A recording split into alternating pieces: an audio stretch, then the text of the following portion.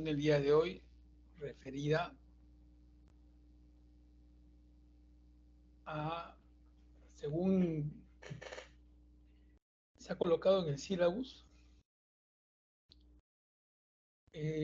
con el título de distocias fetopélicas, ¿no?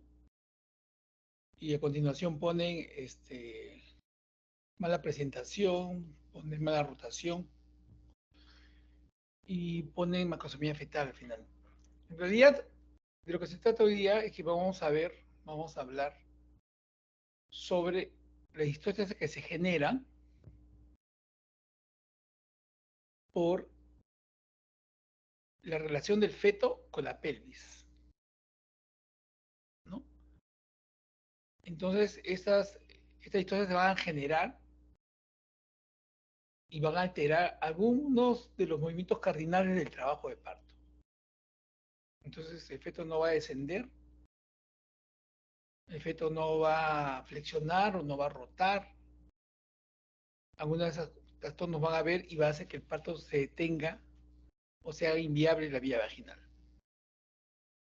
Ya, esto puede estar debido a fetos grandes, que no son proporcionales a la pelvis, ¿no? O pueden ser fetos de peso promedio, pero algún factor hace que el feto no entre bien a la pelvis, no flexione, no rote, como por ejemplo una distosia de cordón, un circular de cordón, por decirles ese ejemplo. O alguna otra puede ser por una,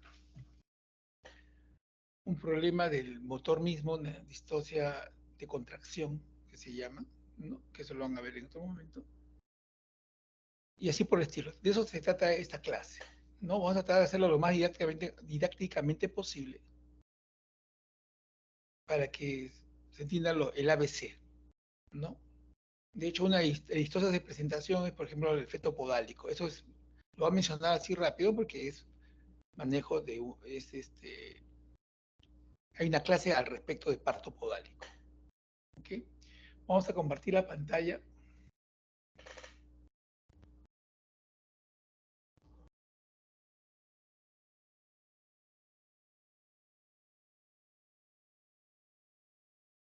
¿Se ve en pantalla? Sí, doctor, se ve.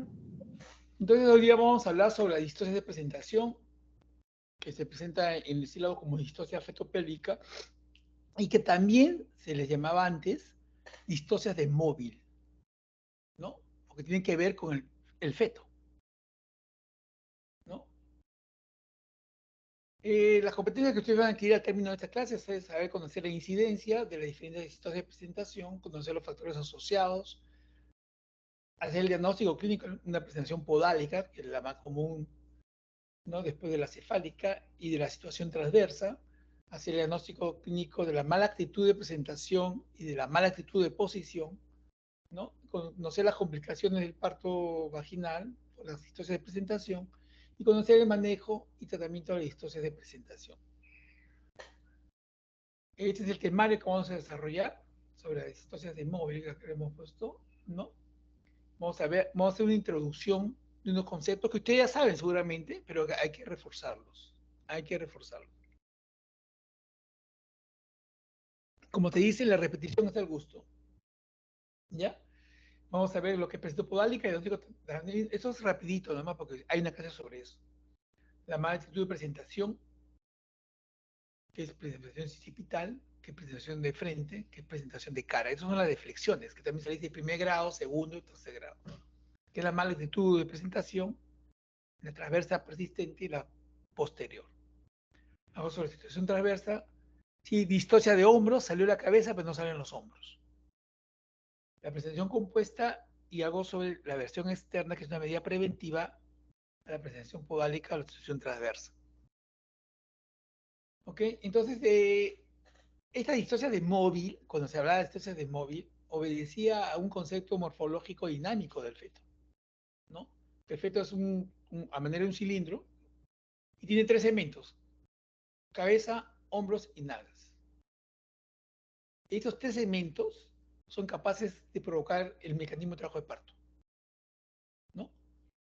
Y se consideran que este, estos segmentos son segmentos de distosia, ¿no? Incluso yendo la misma cabeza, porque la cabeza cuando es proporcional no hay problema, el problema es cuando la cabeza es grande. Recordando la cabeza fetal, que ya lo hemos visto ayer, recordando que el diámetro que ofrece un feto en una presentación de vértex o de occipucio es el diámetro suboccipito bergmático, ¿ya? De 9.5 centímetros. ¿Ya? Esto deben saberlo. ¿Ya? Si lo repito varias veces es por algo. Vértex o occipucio, el diámetro que se ofrece es el suboccipito bergmático de 9.5 centímetros. Ya sabemos que los huesos son móviles, que tienen suturas, que no están fijas y hacen dar la posibilidad de que la cabeza se molee y se adecue al canal del parto, ¿no? Tiene suturas, ¿no? La más importante de la sagital y que determina algo que vamos a hablar más luego, que se llama el sinclitismo, ¿ya? O el asinclitismo, ¿ok? Las fontanelas son importantes porque van en la presentación más frecuente, que es la de occipucio, lo que vemos, el patrón de referencia para saber si la cabeza está rotando bien, es la fontanela menor, que es una fontanela pequeña, un triángulo, ¿no? Y que tiene sus lados de 0.5 a 0.7 centímetros, estamos de 5 a 7 milímetros, es chiquita. A diferencia de la fontanela mayor, la bergmática, la mayor, que es de una fontanela, un rombo, ¿no? Con diagonales de 4 y 3 centímetros, o sea, es grande, ¿ok? Mucho más grande, pues, o sea, 4 o 5 veces más grande que la fontanela menor. O sea, es imposible que uno se pueda confundir una con la otra. Basta que ustedes la toquen una vez, cuando estén en los hospitales, vayan a la zona de porpero, donde estén las madres con sus fetos, perdón, sus recién nacidos, lávense las manos y palpen en la cabeza, porque van a sentir todavía las fontanelas, tanto la mayor como la menor. Recordarles que el parto es posible por el moldamiento de la cabeza, ¿no? La cabeza del recién nacido es así alargada, todos los fetos, los recién nacidos tienen cabeza alargada, pero a 24 horas ya recuperó su forma, ¿no? A veces la madre se preocupa, mira, así va a quedar mi hijo, no, así no va a quedar, se va a quedar como la genética determine que la forma de su cabeza. ¿Ok? En la presentación de hombros y nalgas, que son las otras dos presentaciones que se pueden dar, en hombros el diámetro que se ofrece es el biga acromial, que tiene una longitud de 12 centímetros, por eso que el parto no es posible. ¿Ok? Y en nalgas, en cambio, sí, el diámetro victocranterio tiene 9.5 centímetros, entonces el parto sí es posible. Pero conlleva morbilidad, sí, mayor movilidad. Y después vamos a ver un tema de qué ocurrió en el año 2001, ¿no? Con un gran trabajo multicéntrico sobre el estado perinatal del parto podálico. Bueno, ustedes ya lo saben sobre los diámetros que se ofrecen, ¿no? Ya hemos visto que el vértex es 9.5, el subsidio reumático. En la presentación de flexión de primer grado sincipital es el occipito frontal de 12 centímetros, por eso que no sea posible el parto vaginal. El de frente es el occipito mentoniano de 13.5, imposible, ¿no? Y su mento bergmático de 9.5 es el de cara. Y como les decía ayer, la presentación o sea, cuando es la deflexión de tercer grado cara, es posible. El parto vaginal sí, porque el diámetro que ofrece es del mismo tamaño que el suboccipito bergmático de la presentación de vértex. Solo que hay dos variedades. Y vamos a verlo más adelante. La mento anterior, la mento posterior, la posterior no sale. Solo la mento anterior. ¿Ok? Eso ya lo vimos. Esta es la actitud fetal universal de flexión. Cuando le pregunto cuál es la actitud fetal universal, es esta de flexión. Entonces, por eso el feto ofrece el occipucio, ¿no? No el sincipucio, que es esto. Ofrece el occipucio. Recordando los estrechos de la pelvis de entrada, el más importante clínicamente es el conjugado diagonal, que debe medir más de 12 centímetros, ¿no? Porque anatómicamente el más importante es el conjugado obstétrico, que mide 11. ¿Ok?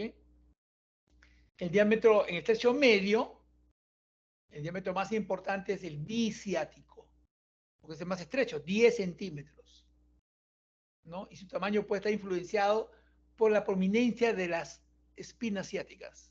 Si son romas, ¿no? El diámetro va a ser 10 centímetros. Cuanto más agudas sean, más prominentes, el diámetro va a reducirse. Y eso, por la planimetría, se va a calcular, ¿no? Interno.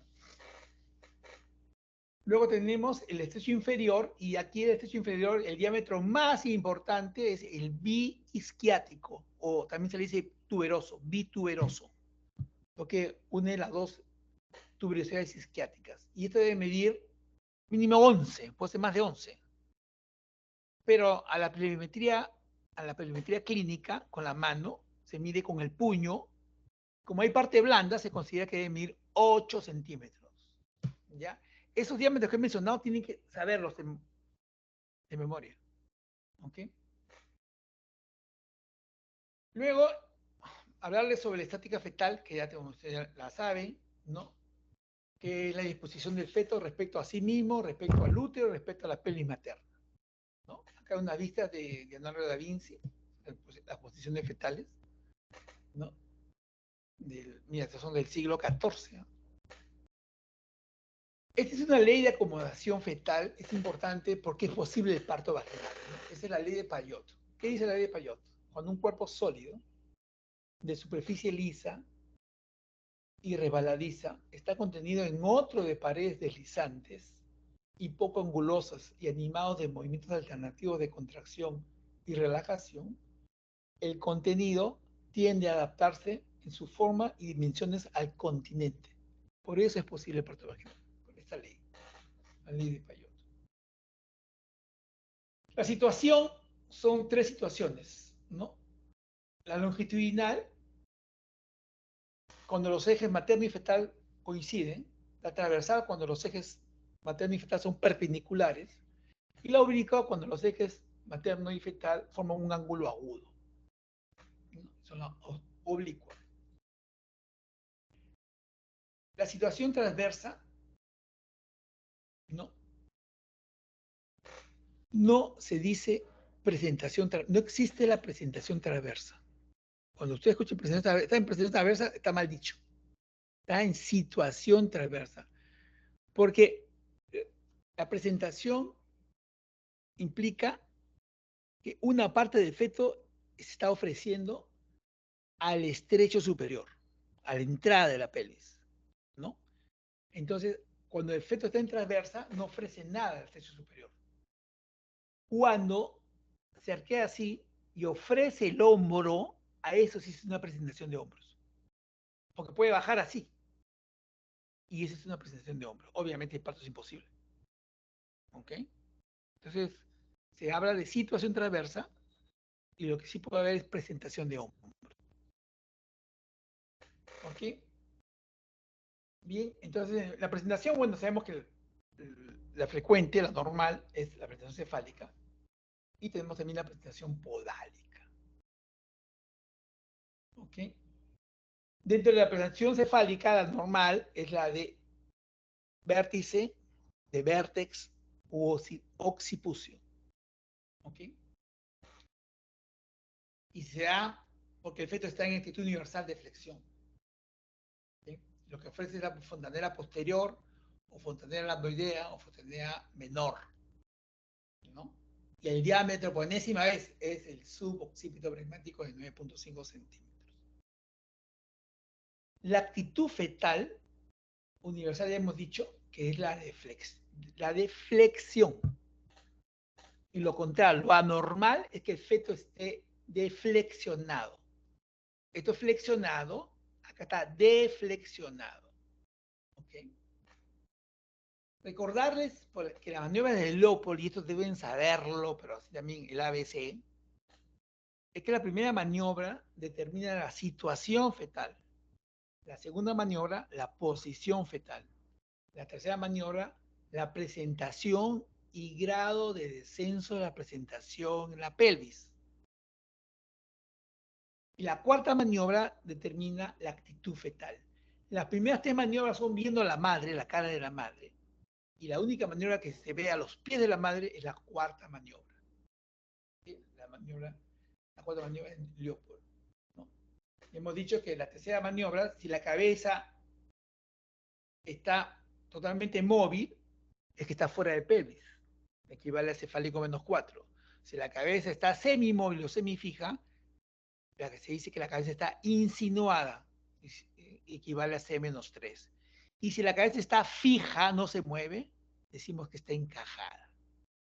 Y la definición de encajamiento, lo repito por enésima vez, es cuando el diámetro biparietal, ¿no?, ha cruzado el estrecho superior de la pelvis. ¿Okay? Y equivale a que en los planos de Lie, mejor dicho, está mal de Lie, no es de Lie, equivale a decir que la presentación está en C-0, C0, C-1 o C-2. ¿Ok? Recordarles que los movimientos cardinales del mecanismo de parto son estos: descenso, encajamiento, flexión, rotación interna, extensión, rotación externa y expulsivo. Didácticamente los separamos así, pero puede ser secuenciales como pueden ser darse simultáneamente. Estos son los movimientos cardinales del trabajo de parto. Eso tienen que saberlo así, de paporreta. ¿Ok? Que cuando uno de estos no se da, el parto es imposible que se produzca. Puede haber dilatación 10, la presentación estar en 0 o más 1, pero estar flexionado. ¿Ok?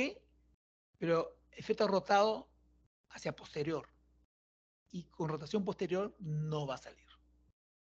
¿Okay?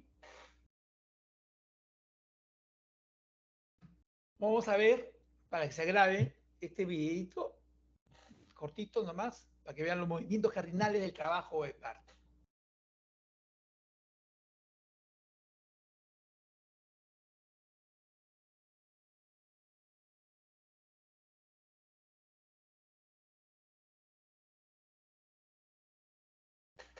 No sé por qué no se ve todo.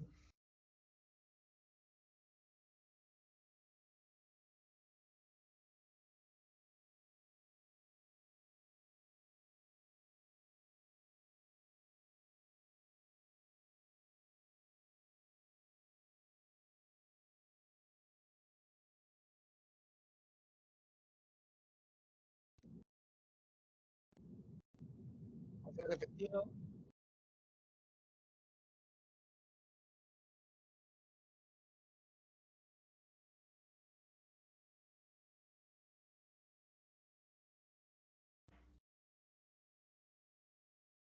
Un ratito. No sé por qué motivo.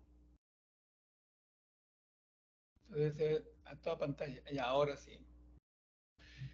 Ya vamos a ver, comienza, ¿ya?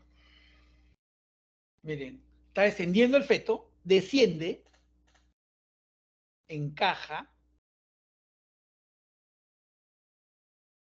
flexiona, rota internamente, va a rotar. Esa posición da dilatación.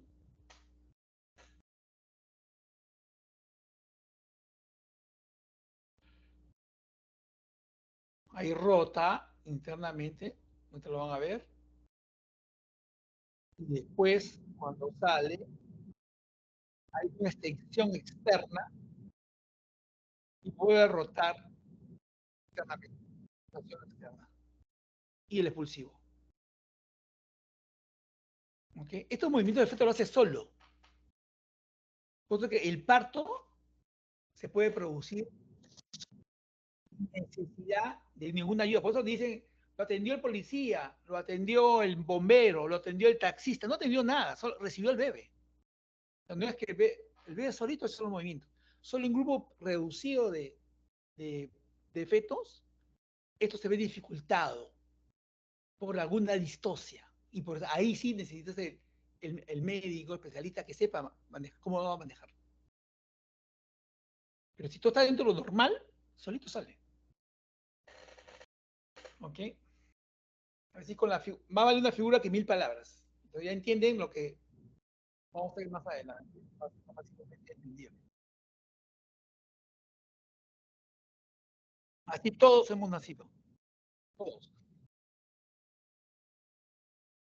No, salvo lo que han nacido por cesárea. Bueno. Bien.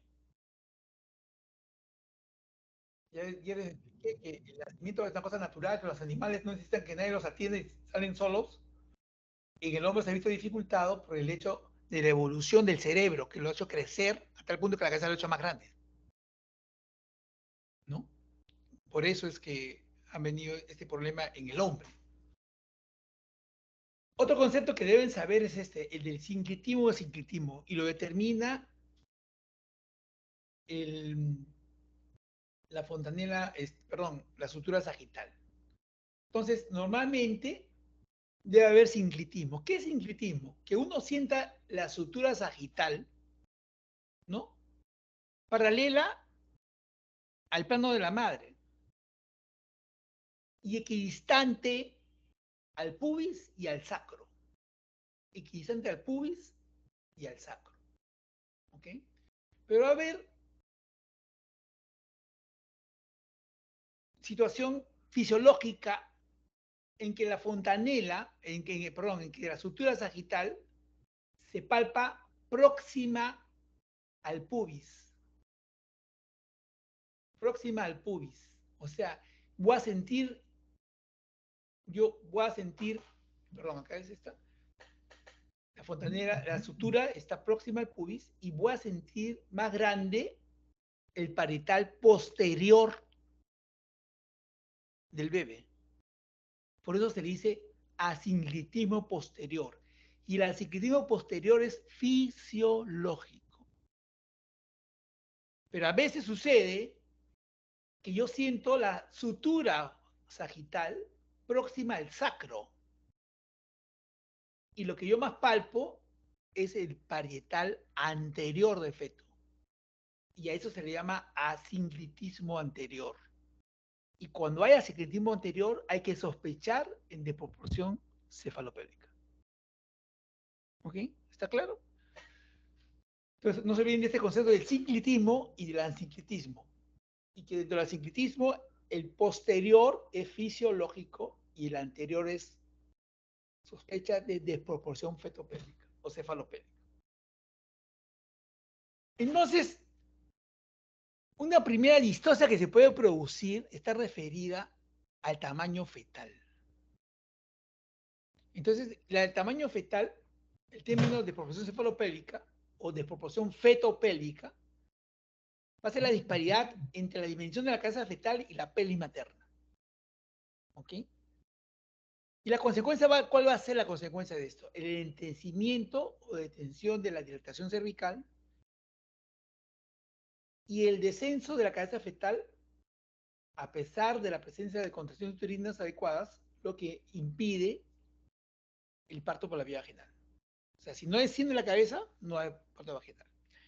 Entonces, ¿cómo se diagnostica la desproporción cefalopélvica? Ahora, la desproporción, el tamaño grande del bebé puede desencadenar algunas distorsiones que vamos a ver, como son la mala actitud de presentación, la de flexiones, o la mala rotación.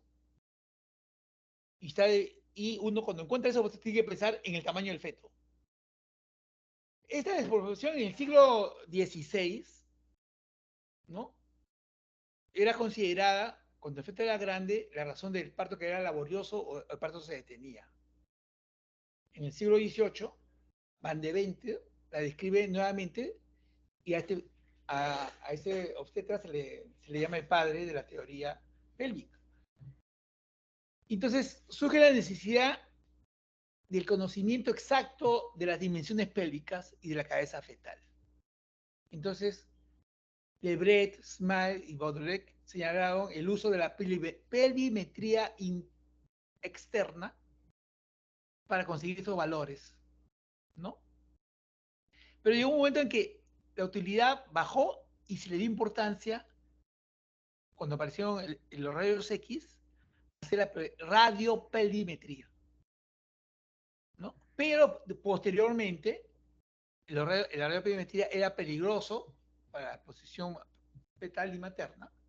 Sobre todo, antiguamente los equipos eran, pues, olvídate, emitían demasiada radiación. Ahora los equipos modernos, ya ahora las gestantes pueden tomarse con seguridad una radiografía de tórax, por decirles, ¿no? Porque para que produzca, o sea, una alteración en el feto, sobre todo en el primer trimestre, porque el problema es en el primer trimestre, ¿no? No más adelante, pero antes la radiación era tan extrema que sí producía problemas a cualquier trimestre. Ahora, para decirles, por ejemplo, para que el afecte la radiación por una placa de tórax al feto, tendría que realizarse 70, por lo menos 70 radiografías de tórax. ¿Se da cuenta? Tremendamente. O sea, se ha vuelto segura, ¿no? La radiación es mucho menor. Entonces, debido a este potencial peligro de la exposición feto-materna a las radiaciones ionizantes, ¿no? La radioperimetría se proscribe y se da paso y viene el concepto de perimetría dinámica, ¿no? Y tiene que ver con el manejo activo del trabajo de parto. O sea, se asume que el feto es un perímetro dinámico. O sea, él va a determinar si la pelvis hay proporcionalidad con la pelvis en la evolución del trabajo de parto. Y ahí surge otro concepto importante, la utilización del partograma, porque el partograma nos va a graficar dilatación versus tiempo. ¿Ok? Entonces, eso es motivo de una práctica. En sus prácticas, ahí tienen que preguntar sobre, debe haber también un seminario sobre partograma. Entonces, la desproporción cefalopélica puede traer consecuencias. El trabajo de parto largo y laborioso, y esto va a aumentar el riesgo de mortalidad materna y perinatal, y puede haber mayor incidencia de endomiometritis, infecciones por la prolongación del parto. Y luego, en el feto va a haber disminución de la cifra de pH fetal, ¿no? Puede haber lo que se llama trauma obstétrico, puede haber asfixia fetal. Y las hospitalizaciones van a ser más prolongadas, tanto de la madre como del feto. Por eso es importante diagnosticar cuando hay una desproporción, a tiempo, no en el extremo, no, o sea, tardíamente, ¿sabe cuándo es tardíamente? Cuando permitimos que un feto complete, esté en expulsivo 1 hora, no sale y dice, no, este bebé no va a salir. Y recién ahí te das cuenta. A veces pasa eso, ¿no? Llegas a la guardia y te encuentras en trabajo de parto, ¿con cuánto está? Está con 9. Ah, está con 9 ya, entonces, me avisan cuando complete. Así, es clásico. Y avisan con 10, ya está con 10. La señora puje, está con 10. Cuando examinas, ¿verdad que está con 10? 100% borrado, está en 0, está más 1, pero está en posterior. No va a salir. Si no rota, no va a salir. O puede estar con 10 y está en -3. No baja, no va a salir. ¿Que vas a empujarlo? Ahí viene la distosia. Entonces, la evidencia que demuestra, por ejemplo, que la ayuda es la perimetría clínica. ¿Y cuáles son los diámetros que mayor predicción dan? El diámetro bisquiático disminuido. El que debe medir 8, no, 11 puro hueso, pero con partes blandas 8, disminuido, entonces uno sospecha predice de proporción. O que las paredes, las pelvis laterales, sean convergentes. Esos son los parámetros que tienen mayor valor predictivo, ¿no? Habiendo ya la presentación encajado. Porque obviamente, si la paciente arranca trabajo de parto, ya llega con 5 centímetros, fase activa, y la presentación está fuera de pelvis, entonces uno dice, pucha, ¿por qué está fuera de pelvis? Está en trabajo de parto. O sea, de repente es muy grande el feto, no está fuera de pelvis, hay un circuito de cordón que no lo deja bajar, y uno tiene que ponerse a investigar. No vas a dejar que la paciente complete, y eso a veces lo he visto varias veces en el laminar, ¿no? Completa 10 y la presentación está fuera de pelvis. Entonces viene, no, rómpele membranas y va a bajar.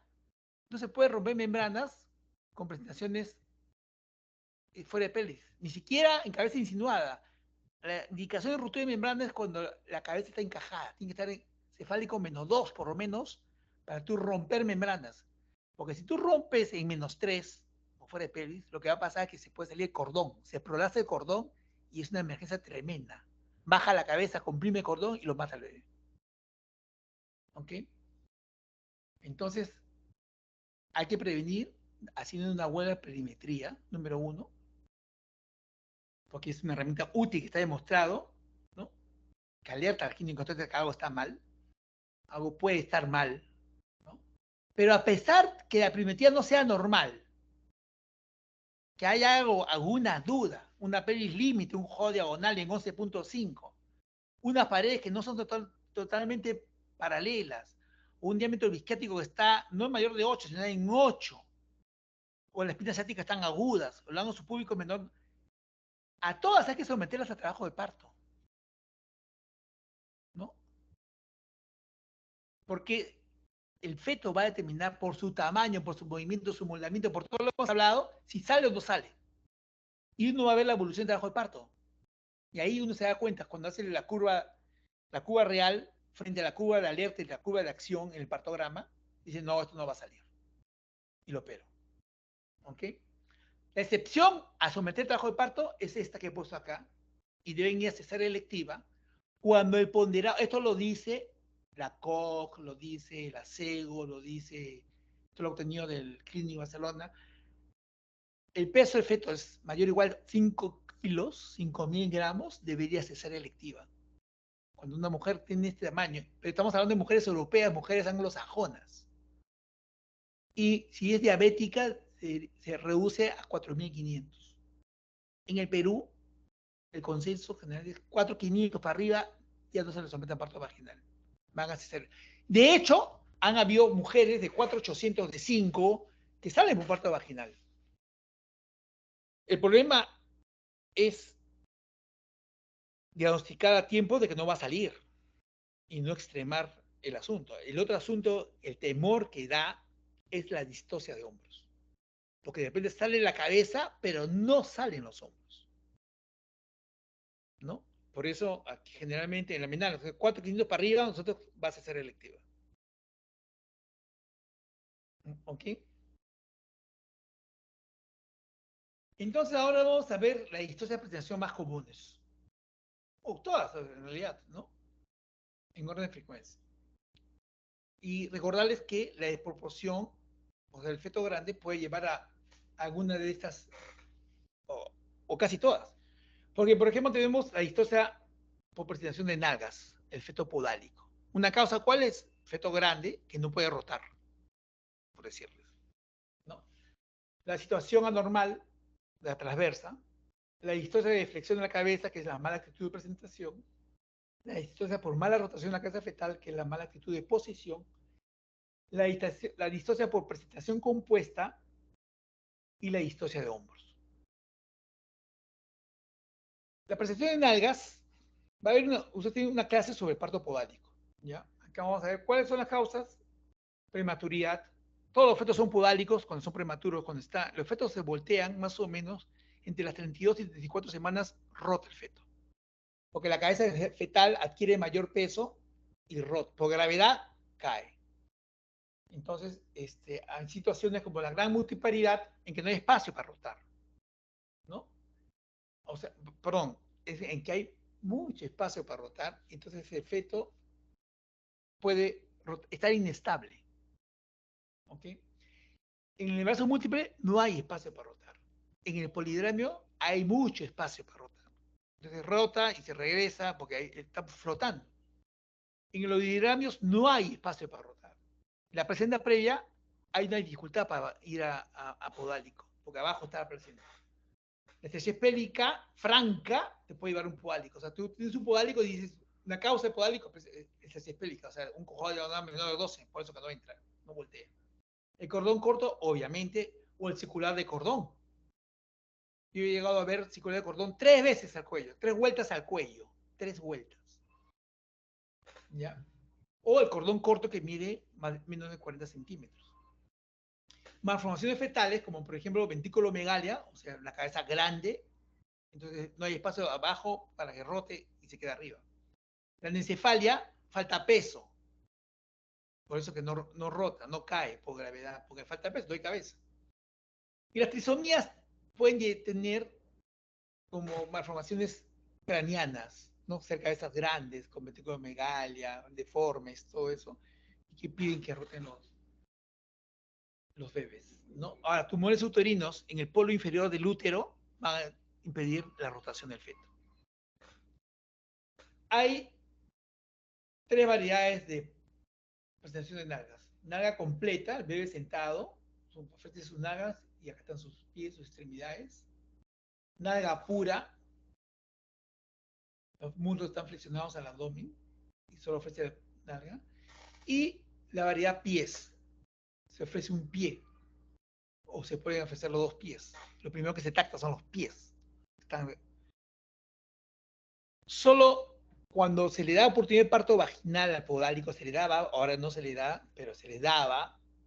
Ahora solamente se le da cuando el trabajo de parto está ya avanzado, completa, está en expulsivo, ya llegó así a esta paciente y se le da oportunidad. Unos criterios que vamos a decir rápidamente. Solamente uno de los criterios es que sea nalga completa o nalga pura. En modalidad de pies, aunque esté en expulsivo, debe ir a cesárea. ¿Ya? Esta frecuencia de presentación, 3% de todos los partos. Acá le presento, este trabajo dice asistencia al parto de nalgas en el 2011, 10 años después de Hannah. Hannah es una investigadora del Reino Unido inglesa que en el año 2001, o sea, 2000 hizo un trabajo multicéntrico sobre el resultado perinatal del parto podálico. Y lo presentó en el Congreso Mundial de la FIGO el año 2001. Y los resultados eran tan adversos para el feto que de ese congreso salió el consenso de que todo podálico debe ir a cesárea. Y ahí comenzaron a operarse todos los podálicos. En los 90, yo he sido asistente ya en los 90 y he sido residente a principios de los 90 y he tenido podálicos y nunca, que yo recuerde, hubo un atrapamiento, a mí no me ha ocurrido, atrapamiento, ni lo he visto, atrapamiento de cabeza última. Solo cuando fui interno, el año 2000, en 1988, en el Revaliati, sí vi un atrapamiento de cabeza última. No salía a la cabeza. Pero estaba mal indicado el parto por el peso del feto posterior al nacimiento, el peso era excesivo, o sea, no cumplía el requisito. Por eso vino el problema. Pero después han salido, mire, tanto impactó eso que hasta ahora ya, a pesar de que han salido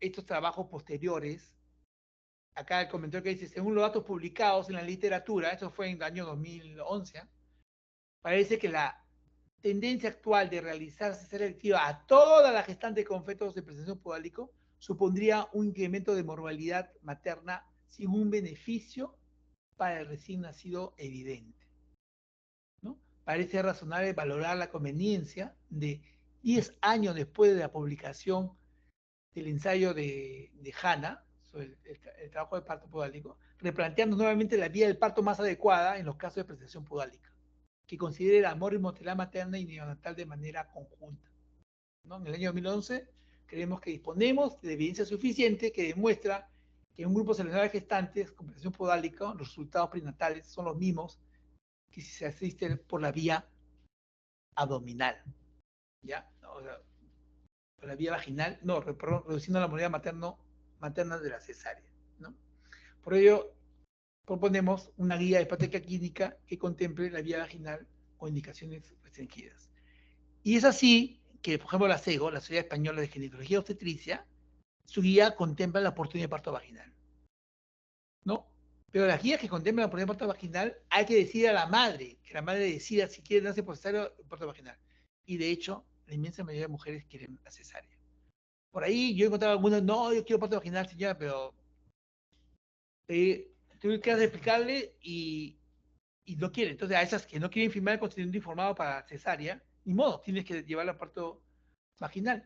Y la guía, esta es la guía técnica del como práctica de clínica para atención de emergencias obstétricas, ¿no? Del MINSA. Entonces, en el parto podálico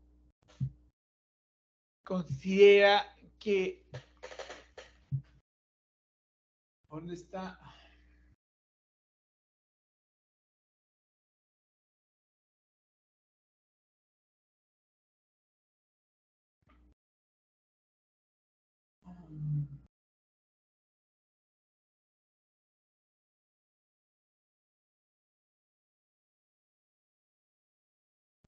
De encontrarse el parto podálico en periodo expulsivo, sin posibilidades de llegar oportunamente a otro nivel o a sala o operarla, considere la atención de parto por vía vaginal según la descripción más adelante.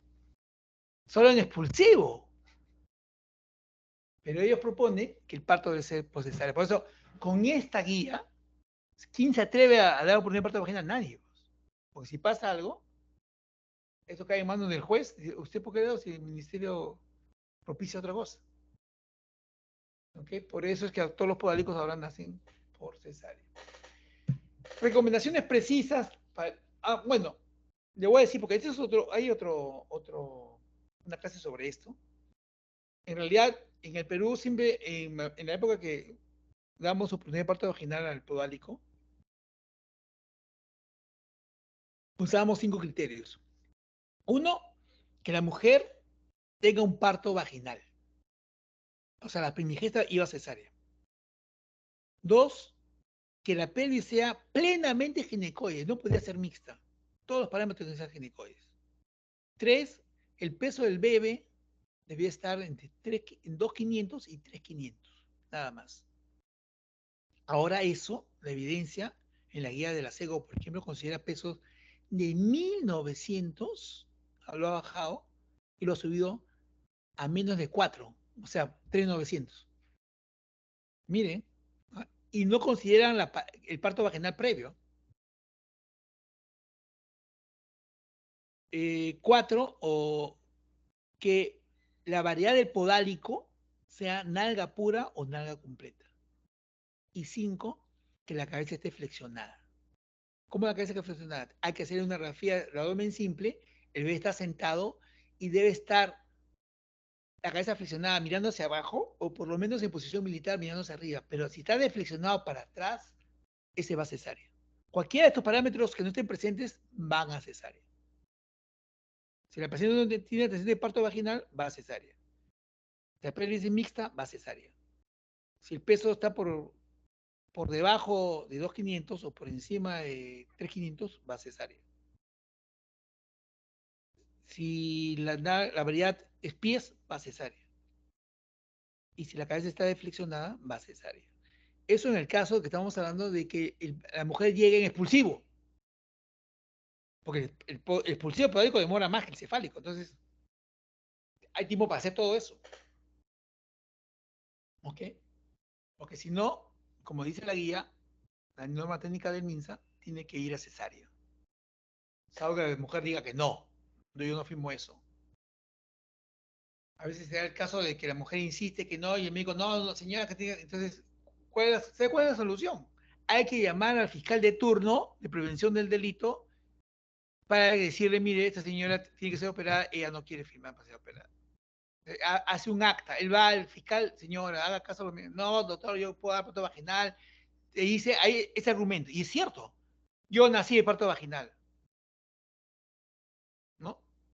Y te lo dicen. ¿Y cuándo fue? Por decir, es una anécdota personal, ¿no? Mi madre nació por parto vaginal. Decía, yo nací por parto vaginal, nació en el año 34, ¿ok? Y vivió hasta los 86 años, ¿no? Nació por parto vaginal y era perfecto. Todo eso. Era posible que naciera por parto vaginal. Ese es un momento fuerte.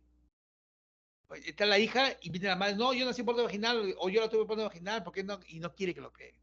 Entonces llama al fiscal, tú no lo y le dice, no. Entonces hace un acta y la mujer se hace responsable y todo, y ahí quedó. Y ya legalmente estás salvado. Estas son recomendaciones para un parto vaginal. No realizar amiotomía hasta el periodo expulsivo. Lo mejor es que llegue con la membrana íntegra hasta el final. No permitir que la paciente puje si la dilatación no está completa. evacuar la vejiga, aunque esta indicación es para cualquier parto, ¿ah? La vejiga de esa evacua. Aquí hay que hacer una episiotomía amplia. ¿Ok? La episiotomía ya no está indicada a todas las pacientes en la presentación cefálica, solo a las que tienen periné rígido, corto, ¿no? A eso se le hace, porque es un grupo de... Es preferible que se desgarre a hacer la episiotomía. ¿Por qué? Porque la evidencia ha demostrado que cuando haces una episiotomía equivale a un desgarro de segundo grado. ¿Ya? Y la evidencia ha demostrado que los desgarros espontáneos, inmensa mayoría, son de grado 1, no son de grado 2 ni 3 que cojan el esfínter anal, menos de 4 que cojan el recto. Que antes se pensaba, le hago episiotomía a todas las primigestas, en mi época, cuando yo soy interno, cuando llevaba el curso, soy interno, a todas las... Cuando hice la residencia, ya cambió el concepto. Pero a todas se les hacía, a todas se les cortaba. A todas las primigestas, corte, corte, corte. O sea, no sé. Pero en el podálico sí es mandatorio y amplia. La otra cosa importante es no realizar ninguna maniobra hasta que aparezca el ángulo inferior del omóplato de la escápula. Eso es importantísimo. No hacer nada. Nada, nada, nada. Me acuerdo cuando hacíamos los exámenes jurado en la residencia, una pregunta clásica era, está en trabajo podálico, ¿qué es lo primero que hace? Y está en expulsivo, ¿qué es lo primero que hace? Y la respuesta era nada. Esa es la respuesta. Nada hasta que vea el ángulo del omóplato. Esa era la respuesta. Si no nacieran los brazos espontáneamente, los brazos deben sacarlos por rotación y contracción del cuerpo. Y para ayudar a sacar la cabeza se emplean las maniobras de Brans, Morisot o la aplicación de fuerza de Piper. Acá, básicamente, lo que más se emplea es la maniobra de Morisot. No voy a detenerme en esto porque esto lo van a ver en una casa de parto podálico. Entonces, el bebé de colgar así. Si por A o B ustedes van al serón y dicen, oh, es un podálico, ¿qué hace? Esperen que el bebé cuelgue así. Cuando ustedes ven los omóplatos, ahí recién pueden hacer maniobras, como por ejemplo rotarlo para sacar los brazos, o hacer la maniobra de Morisot para sacar la cabeza. Pero si ustedes antes de tiempo, que el bebé, ustedes lo van a ver que sale de la nalga y se para como si fuese pues, erecto, o sea, como si fuera un pene, ustedes ven los nalgas así todo parado y provoca jalarlo. Si ustedes lo jalan, crean la distosia. No debe tocarlo. Que solo caiga, así, solo va a caer. Poco a poco, es desesperante, porque incluso uno lo ve medio morado, o sea, porque está prestado. No se preocupen, ustedes esperen que caiga, que cuelgue así. Esta es la maniobra de Morisot, no me voy a detener, simplemente escoger el bebé con una pinza en el cuello, poner la otra mano en la boca y hacer, seguir la curva de Kraus, la curva del parto. Mientras un asistente con el puño, acá puse la mano, pero en realidad es con el puño, sobre está el pubis en el hipogastrio, en manera coordinada, jala, empuja y sale a la cabeza. Ya hay otra manera de Branch que le llevan al bebé hacia atrás, lo cogen, o sea, con las manos ponen en los muslos posteriores, largas, y los 4 dedos de la mano van a la espalda, y lo llevan hacia atrás, hacia como sea, la barriga de la madre, y desprenden la cabeza, cuando ya salen los brazos, ¿no? Los brazos se sacan en rotación. El bebé cuando está acá, ¿ya? Se puede rotar, se coge una gasa, se rota y va a insinuarse el brazo, el hombro, el brazo, ahí el ángulo del codo y se jala. Si no sale, se le da otra vuelta hacia el revés. Va a salir. Así sale uno, sale el otro. Ok. Esta es la maniobra de Morisot. Bueno, eso fue. Hay otras cosas que tienen que saber parto sí, en la clase de parto lo van a ver. Esta es la historia por deflexión de la cabeza fetal. Esta es la mala actitud de presentación. Hemos dicho que la presentación normal, o sea, lo que debe pasar, el feto debe estar totalmente flexionado para que ofrezca el occipucio y ofrece la fontanela menor. Pero la deflexión de primer grado, que también se llama de sincipucio o militar, lo que ofrece es el sincipucio. y lo que se palpa es la fontanela mayor. Pero si se sigue deflexionando, lo que se ofrece es viene la presentación de frente o de flexión de segundo grado, y lo que se ofrece es la frente, y el punto de referencia es que se palpa nariz. ¿Ya? Y si se flexiona más, se va a presentación de cara. Y el punto de referencia va a ser el mentón. ¿Ya? El mentón. Militar, fetos prematuros o pequeños. Esta es una intermedia, porque el feto o flexiona y se vuelve en occipucio o vértex, o se flexiona más y va a frente. Si va a frente y se queda enfrente, ¿no? Y eso se da en fetos grandes, por reproducción fetopélvica, eso ya, ese feto enfrente no va a salir y debe ir a cesárea. Le das un tiempo, acabado, pues, a ver, puedo ver una hora, un par de horas, no, va a cesárea.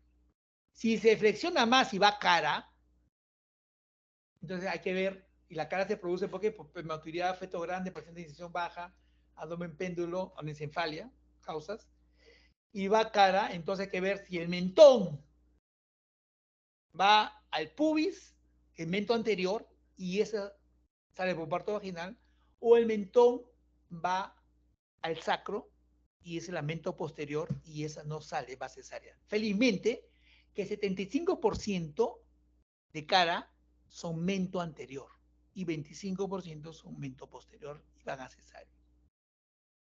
Estos son los diámetros que ofrece, ya lo hemos dicho hasta la saciedad, ¿no?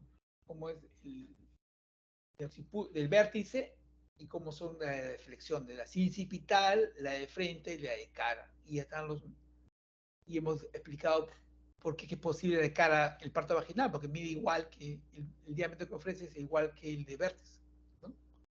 El submento bregmático mide igual que el suboccipito bregmático, ¿verdad? En cambio, en militar o sincipucio, 12.5 imposible, frente 13.5 imposible. Ya les dije esto, ya les dije esto, y también he dicho esto, ¿no? Miren acá cómo queda. Mento anterior, este sale por parto vaginal. Este parto es espectacular. En mis 34 años de médico, que voy a cumplir primero de julio, y mis 31 años de especialista, que voy a cumplir primero de junio, lo he visto 3 veces. Solo 3 veces. Y así se ve. Es espectacular. Te acuerdas con la cara. ¿No? No sale cabeza, no sale cara. ¿No? Parece esa película de Arnold Schwarzenegger en Marte, los mutantes. Había un mutante que salía, el jefe de los mutantes salía del abdomen de un pata. ¿Se acuerdan de esa película? Ya, igual que es. ¿Ok? Entonces la cara mento anterior va a parto vaginal, la mento posterior va a cesárea. Ahora, la distancia por mala rotación de la cabeza fetal son la mala actitud de posición. Entonces tenemos la cabeza fetal acá. Ustedes, por eso les digo, les voy a repetir, cuando hacen un tacto vaginal bien hecho, debe incluir toda esta información que les voy a decir ahorita. Primero, el cuello, posición del cuello. Posterior, intermedio o anterior. Consistencia, blanda, intermedia o duro. ¿Okay? La dilatación, la incorporación o borramiento, la altura de presentación, ¿okay? Y la característica de las membranas, ¿están rotas? Están íntegras. Y si están rotas, el color del líquido. Y luego la variedad de posición. La variedad de posición para esto. Porque si es occipucio de vértex, entonces el parámetro va a ser la fontanela menor, ¿verdad? Debo palpar. Y eso me va a decir la variedad de posición. Pero el feto, tú puedes determinar el momento, ingresa y le encuentras así por occipito, o sea, en las izquierdas, en la posición izquierda, la fontanela menor debe estar a las 3 de la tarde. ¿Ok? Si está a las 3 de la tarde, debe rotar para que la variedad termine en occipito púbica. O sea, la fontanela menor debe terminar a las 12. Eso es lo normal. Y no hay problema. Entonces, de estar en occipito ilíaca, así se dice. Cuando está a las 3 de la tarde es occipito ilíaca izquierda transversa. En las derechas, la fontanela menor está a las 9 de la mañana. A las 9. ¿No? Y se dice occipito ilíaca derecha transversa. Entonces, en las izquierdas debe rotar en forma antihoraria. Debe ir a occipito ilíaca izquierda anterior, o sea que la fontanela se ponga entre las 2, entre la 1 y las 2, para finalmente ir a occipito púbica y salga el feto en occipito púbica. Pero a veces el feto rota para atrás la cabeza fetal. Y el occipito ilíaca izquierda atraviesa a las 3 de la tarde, se va entre las 4 y las 5, que es occipito ilíaca izquierda posterior. Occipito ilíaca izquierda posterior. Y eso no va a salir. Que tú puedes esperar un poco, ¿verdad? En 2 horas. No hay modificación, va cesárea. No vas a permitir que dilate hasta 10 para decir, no, ya no sale. ¿Ok?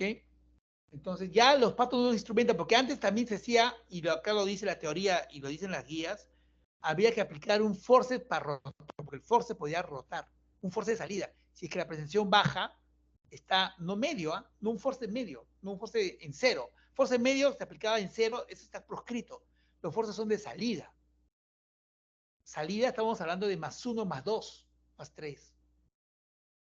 Entonces se le hacía rotar. Pero por ejemplo en la menara ya no se instrumenta ni un parto, no hay ni forceps ni vacuum, los han retirado. Pero todavía las guías y hay sitios donde sí los hay. Entonces dicen hay que rotarlo.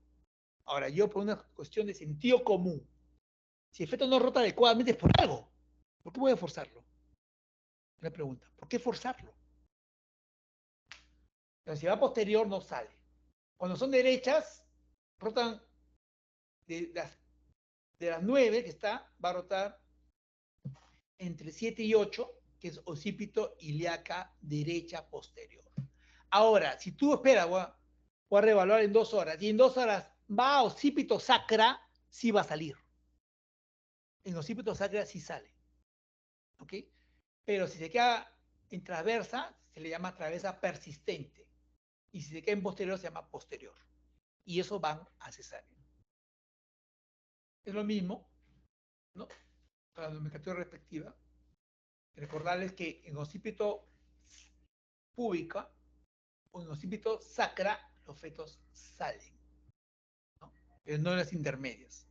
Generalmente, o sea, usted mira, y si está en occipito ilíaca izquierda anterior o derecha anterior, cuando rota para adelante es que va a rotar a occipito púbico. O sea, no hay occipito ilíaca izquierda anterior persistente que se quede así, no, va a rotar, rota. El problema es cuando va a posterior. ¿Ok? Entonces, eso es lo que se ha explicado acá en la... ¿Cuáles son los factores predisponentes? Fetos pequeños, ¿no? Desde el punto de vista fetal, desde el punto de vista pélvico, la pelvis platipiloide o androide, que pueden permitir parto vaginal, hemos dicho, ¿no? Pues pueden llevar a este problema. O una actividad contráctil uterina ineficaz. Si yo la compruebo, entonces voy a mejorar el motor con oxitocina. Tengo que acentuar. Como ven acá, con fuerza se puede corregir y se puede rotar la cabeza. ¿Ya? Eso es lo que dice la teoría.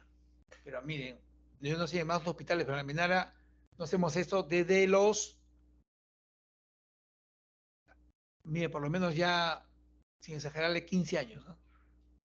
Ya se retiraron ya los forceps y el vacuum. El vacuum no rotaba, el vacuum solo extraía el vacuum. Hacía vacío a la cabeza y jalabas. Pero usábamos de salida, de salida. Ya no se usa medio, alto, menos. De salida es por debajo de 0. ¿Ok? En la posterior, igual, fetos pequeños, o macrosomía fetal, también fetos grandes, factores pélvicos, pelvis antropoide, androide, actividad contráctil uterina ineficaz, ¿no?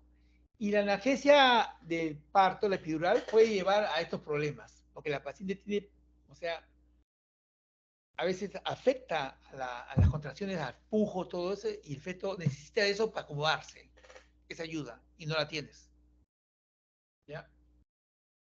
La situación transversa, que puede ocasionarse por placenta previa, relajación de la pared abdominal, en grandes multigestas, polidramios, estesis pélvica o tumor previo, un mioma en el canal de salida, y que impide que el feto vaya cefálico. La situación transversa van a cesárea electiva, ¿ya? Van a cesárea electiva. El feto, la cesárea electiva generalmente se esperan a que rote 39 semanas. Generalmente los bebés rotan y se ponen encefálicos en 32, 34. Algunos después de los 34. De hecho, hay pacientes que a las 38 no han intentado para cesárea por podálico, por ejemplo, intentan un día y lo operan al día siguiente. Y estaba en podálico el día anterior, pues le han hecho la ecografía en podálico. Y cuando vamos a operar, ha pasado, oye, estoy encefálico. Se rotó. Tardíamente, puede pasar. ¿Hasta cuándo se espera? Pero se espera hasta 38, 39 semanas en que se hacen las cesáreas selectivas. Todas las cesáreas selectivas deben ser en 38, 39 semanas. ¿Ok? Complicaciones de esto si se arranca el trabajo de parto, el feto comienza a dilatar, que se puedan romper las membranas y se prolapse el cordón, ¿no? Y a veces ha pasado, que a veces viene chorreando líquido, ¿qué pasa? Se va a la fuente, chorreando líquido. A veces subes a la camilla, cuando va a pelear, le señor, vas a examinar, el cordón está en la vagina. Y el feto te das cuenta que está total, no alcanza la cabeza, te das cuenta que está en traversa. Es una emergencia. Porque si se voltea ese momento por ruptura de membranas y se acomoda el bebé, aprieta el cordón y puede morir. Cuando el feto está encefálico y sucede eso, por ejemplo, ¿qué se hace? Se mete la mano y se le eleva la presentación, la cabeza fetal, para que no comprime el cordón. Y así se sube de emergencia hasta hacer las operaciones. Para evitar, y se pone en posición de tren de Moore para que la cabeza no baje. ¿Ok? Eh, Va a llevar a la hipodinamia o hiperdinamia, a rotura uterina si se persiste en el trabajo de parto, o sea, si la paciente va tardíamente, puede ocasionar rotura uterina. De hecho, en la antigüedad eso pasaba. El parto debe ser por cesárea. La presentación compuesta es cuando existe la actividad fetal está prolapsada más allá de la presentación fetal. O sea, está en la cabeza y está al lado, está la extremidad superior del bebé. Esa es la presentación compuesta. ¿Ya? La incidencia es 1 a 377 a 1 entre 1213 partos. Lo más común es la extremidad superior, ¿no? y en vértex.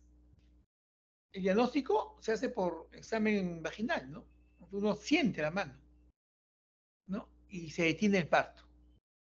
Ahora, si es persistente, si persistente con feto de tamaño pequeño, de tamaño, perdón, normal, va a cesárea. O sea, puede salir por el feto es un tamaño o grande, va a cesárea. Pero cuando los fetos son pequeños, el parto puede ser vaginal. De hecho, muchas veces, el bebé sale con su mano al lado. Estamos hablando de fetos de 2.800, ¿no? 2.700, esos son fetos pequeños, por debajo de 3.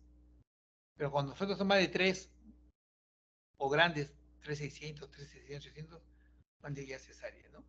Si se prolapsa el cordón, porque es otro riego, tiene que ir a cesárea. Distosia de hombros. Acá en distosia de hombros,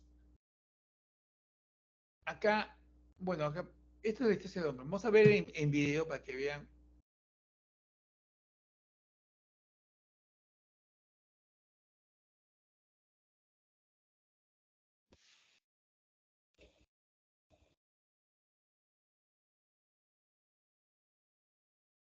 Miren, esto es distosia de hombros.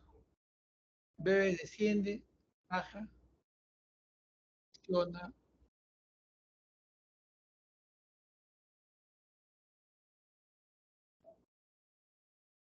va a rotar. Y de pronto el hombro impacta en el pubis. La cabeza ya salió Tiene la tortuga porque la cabeza sale y se regresa. Tiene la tortuga. Para procesarlo, hay, hay una dificultad para extraerlo y se va a producir, no hay que insistir, no se hacen las maniobras que se van a hacer porque va a elongar, va a elongar el pleso braquial, como han visto ahí. Entonces se puede elongar y en extremo se pueden romper las fibras. Si se elongan nomás, va a haber una parálisis de Duchenne, ¿no? El hombro va a caerse, la extremidad superior, y es transitorio cuando es elongado. Cuando se rompe, es permanente. Y puede necesitar cirugía, todo eso. Es todo un problema, la distocia de hombro. Pero también, acá vamos a ver en otro video,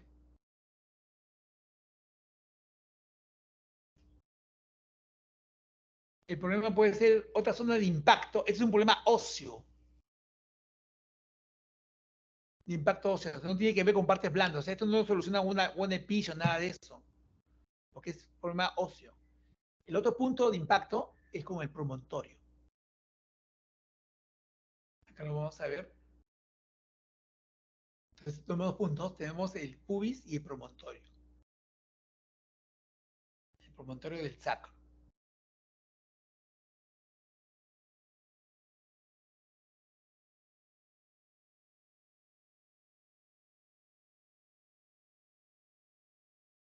El frente desciende, va a hacer todos los movimientos hasta que salga la cabeza fetal, pero no salen los hombros. Impacta. Acá el esquema está mal hecho porque acá se ve la cabeza, se ve adentro, ¿no? Debe estar fuera. Lo clásico es que la cabeza sale y se regresa. El signo de la tortuga se le dice, ¿no? Igual como la tortuga entra su cabeza al caparazón, igualito. Entonces impacta, uno jala y acá va a empezar a traccionar el pleso braquial, las fibras del pleso braquial, ¿no? Entonces, ustedes saben que, miren, ves acá estás traccionando para tratar de evitar y no vas a poder. Está impactado, hueso con hueso, hombro con sacro, ¿no? Y si se insiste, es un error, por ejemplo, empujar el útero, comenzar a presionar el fondo uterino, hacer el cristal, para que salga un caso error. Vas a agravar el problema. Ahí hay que suspender todo. Hay que suspender, si está con citocina, la citocina, no empujar nada. Y hay que hacer las maniobras que vamos a ver. Entonces acá están las raíces nerviosas del piso braquial que van de C5 a T1 y ellos se van a elongar. Y si se insiste, se jala, no se hace la maniobra, sino se empuja el fondo. No puja, señora, puja, y estás en el problema, estás desesperado, porque a veces te desesperas, te asustas. Se rompen las fibras y viene la parálisis permanente. La parálisis de Duchenne o de R permanente. ¿Ya? Eso es lo que sucede. Entonces, este es un problema que se va a dar. El 50% de las disistocias de hombro se dan en fetos promedios, incluso por debajo, o sea, 3 kilos. O sea, por debajo de 4 kilos. O sea, no son los macrosómicos. De hecho, que en los macrosómicos hay el riesgo. Pero el 50% tienen pesos normales, dentro del promedio o por debajo de 4 kilos. Está la parálisis, ¿ves? El hombro se cae. Entonces, a veces es difícil predecirlo. Porque cuando es grande sí puedes predecirlo y tú estás temeroso, ¿no? Mejor vas a estar. Por eso hay que estar atentos a la evolución del parto, al partograma. ¿Ok? Esa es la distancia de hombro. Entonces, ¿hay maniobras para solucionar este problema? Sí. Factores de riesgo para distancia de hombro, macrosomía fetal principalmente, diabetes, obesidad materna, aumento excesivo de peso durante el embarazo, porque todo esto lleva a fetos grandes. Antecedente de distancia de hombro te da mayor riesgo, que se repita. Cuando el embarazo es post-término, te da posibilidad que el feto crezca más, vaya a un peso mayor, ¿no? O sea, un embarazo de 42 semanas, ¿no? El embarazo normalmente termina, el término es de 37 a 41 semanas, 6 días. 42 es post-término, ¿no? Pero no todo post-término es un feto sobremaduro o postmaduro, ¿no? Eso lo va a decir el neonatólogo cuando nazca y lo examine, ¿no? En general se dice que 10% de los embarazos son post-término. O sea, tienen 42 semanas o más. Pero ese 10%, ¿no? Solamente, o sea, mejor dicho, de 100 embarazos, 10 llegan a post-término. Y de 100 post-términos, solamente 10 son verdaderos post-términos, o sea, que van a tener sobremadurez, posmadurez fetal. O sea, son fetos que van a nacer con mucho pelo, uñas largas, arrugados, líquido verde, amarillo, oro, todo eso, ¿no? Que van a tener morbilidad. Solo 10% de 100 postérminos. ¿Okay? En otras palabras, el 1% de los embarazos son sobremaduros. ¿Okay? Luego tenemos en las pelvis palpiloides o estrechas, el periodo expulsivo, cuando es periodo expulsivo prolongado, es un factor de riesgo, el periodo expulsivo prolongado, ¿no? Y cuando hay parte instrumentado medio, que ya no se hace, ya pues, ¿no? Medio ya no se hace de salida. Y de salida, el problema está, voy a sacar la cabeza, saca la cabeza. O a veces lo saca por la bendita maniobra de Christeller, que es una maniobra que el cinturón anglosajón no la describe porque nunca la ha aceptado. En Europa sí, en América también. Que te dice que también puede ser, no hay problema si es de salida, es empujar, o sea, sobre el fondo uterino. Entonces, saca la cabeza. Pero después en los hombros viene el problema. Consecuencias maternas, hemorragia posparto, por la tonía uterina, lleva a tonía uterina, a las laceraciones vaginales, a las laceraciones del cuello uterino, y fetales, morbilidad y mortalidad fetal. Lesión más frecuente, parálisis transitoria de ERP o Duchenne del peso braquial, ¿no? Y también puede haber fractura de clavícula o de húmero. Transitoria, el problema es cuando es permanente, ¿eh? Transitoria se va a recuperar el bebé, pero permanente, ahí es el problema. Eso fue un motivo de demanda médico legales, reparaciones civiles tremendas. ¿Quién quiere tener a su hijo con el brazo caído? Aunque sea, aunque sea temporal. ¿Y cómo se maneja? O sea, se manejan con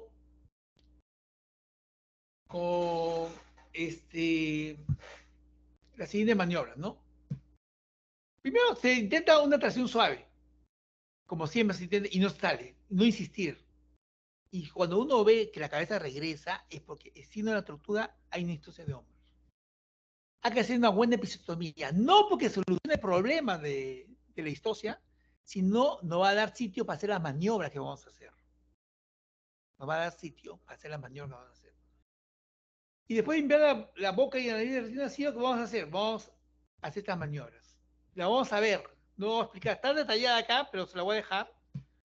En la maniobra de compresión o presión suprapúbica, es la maniobra de Basante, ¿no? Que es una presión que se ejerce sobre el pubis, o sea, el hipogastrio.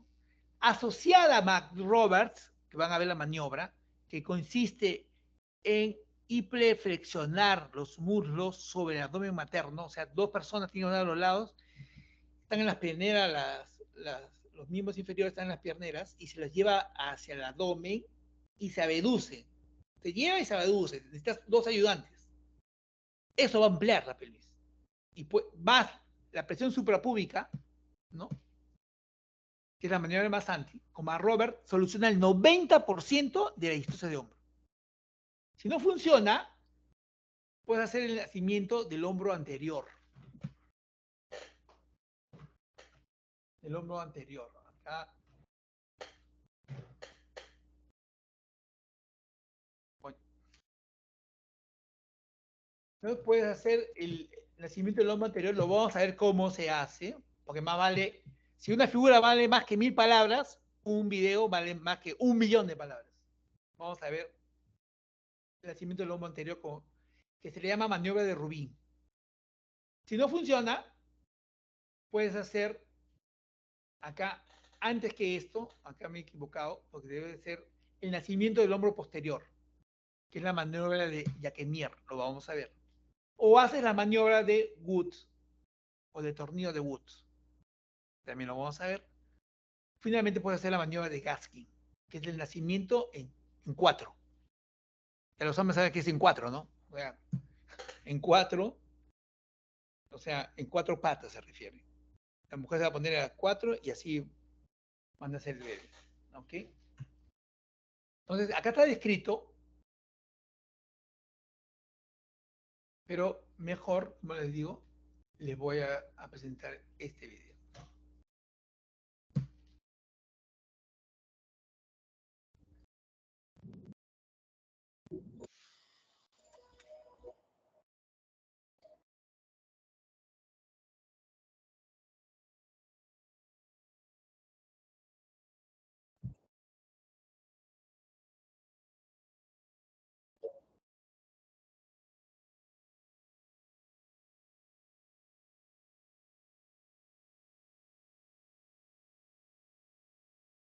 Ojo, dice, pasa un minuto y no salió el hombro anterior. Una vez pulsada la cabeza, el feto solo rota, ¿no? Y viene la salida del feto. O sea, normalmente pasa eso solo, sin hacer nada. Pero si pasa un minuto, salió la cabeza y siente que se regresa, no rota incluso, la rotación externa, hay una distosia de hombros.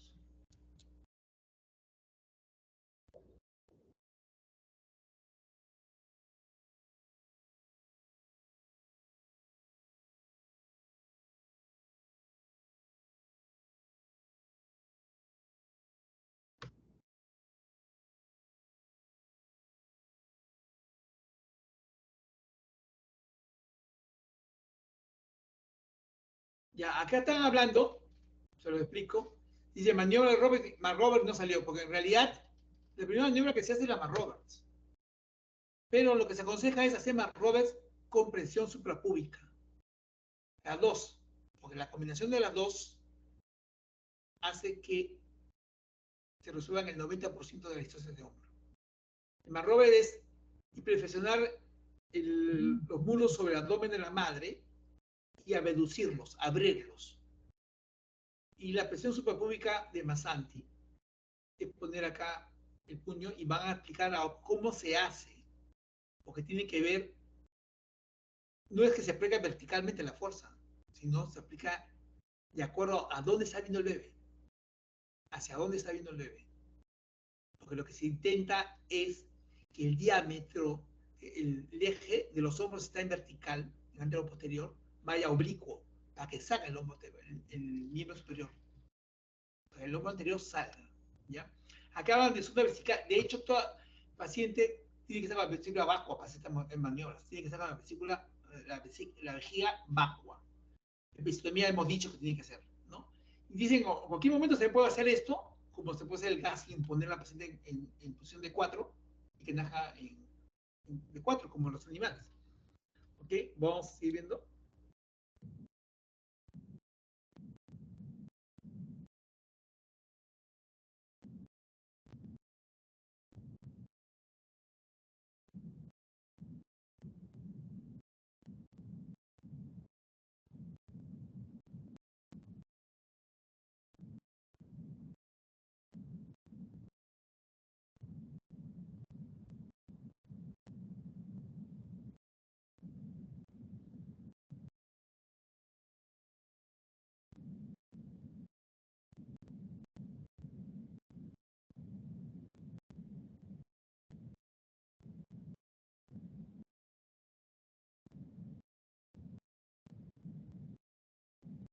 Eso es importante. La presión suprapúbica se dice en el sentido de la mirada del bebé, en oblicua. ¿Ya? Lo que se busca es que se haga oblicuo el eje de los hombros, para que salga el hombro anterior. Mira a otro lado.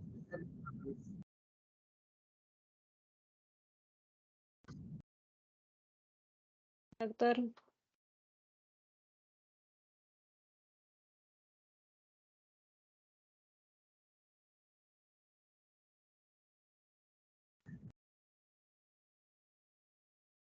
doctor, disculpe, el audio no se escucha.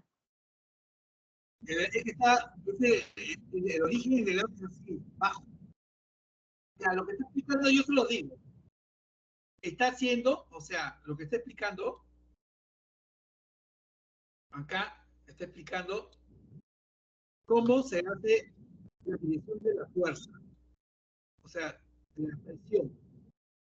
Entonces, voy a bajar el volumen, porque tienes que hacer la presión esta hacia abajo y en oblicua en dirección de a dónde está viendo el bebé. Si está mirando por otro lado, la presión va hacia el otro lado, ¿ves? Eso es lo que te explica. ¿Sí? Para lo que estamos buscando es que se ponga en oblicua el hombro, ¿no? Obviamente se hace esa presión y se jala. Si no jala el bebé, no se insiste.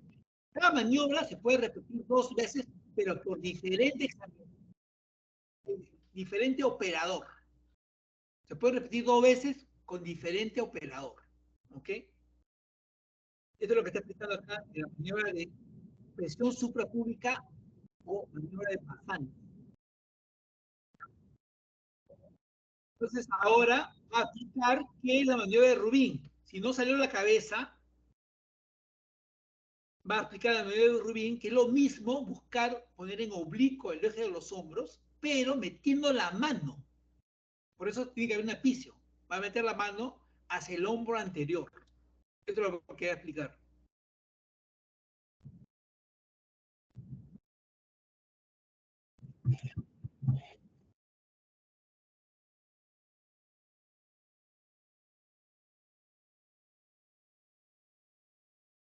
Lo que he explicado, que mete los dedos hacia el hombro, buscando el hombro del bebé. Entonces, se busca con mover los hombros, empujarlos, a que sean, ¿a qué dirección? En la misma dirección donde está viendo el bebé. ¿Ya? No al revés. Lo que mande, ¿a dónde mira el bebé? ¿Ya? Si está mirando hacia acá el bebé, en este caso está mirando a la izquierda de la madre, entonces los dedos deben buscar empujar el hombro así, hacia la izquierda de la madre. Si fuera al revés, entonces tendría que empujarse hacia la derecha de la madre. ¿Está claro? O lo repito, ¿ah? Sí, podría repetirlo, doctor. Ya, mira, cuando se hace la maniobra de Masanti, acá han explicado, lo repito,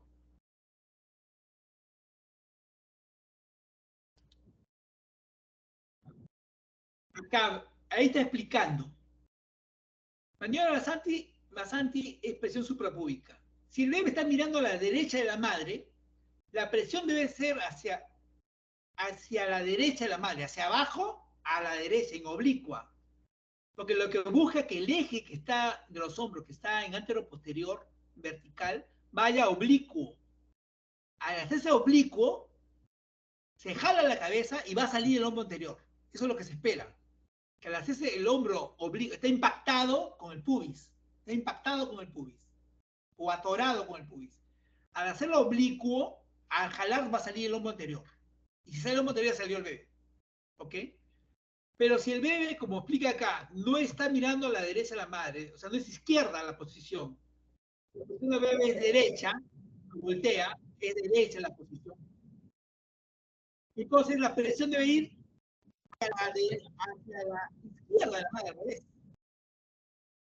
Abajo, hacia la izquierda de la madre, buscando que el hombro pase del eje antero posterior a oblicuo, de vertical a oblicuo. ¿Ok?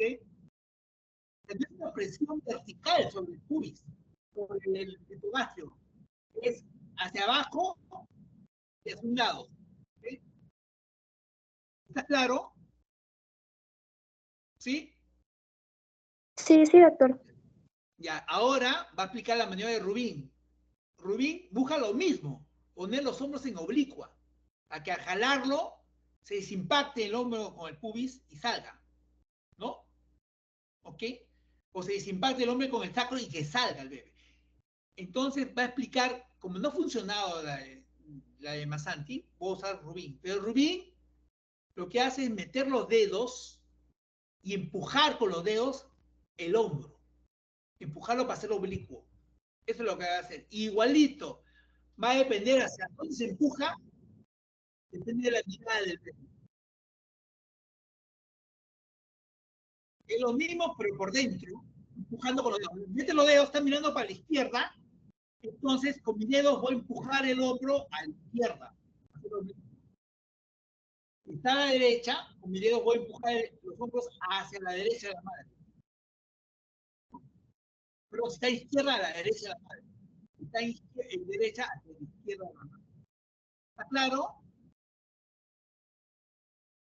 Ahora va a Sí, explicar la doctor. maniobra, el tornillo de Woods. ¿Ya? Eso es lo que está explicando ahorita. ¿Cómo se hace la maniobra del tornillo de Woods? Se da vuelta la cabeza y siempre se gira, porque está viendo hacia el perineo, hacia abajo. ¿Ve? Hacia abajo. Si no sale, hace una segunda vuelta y se continúa el círculo. Vean cómo mueve el bebé.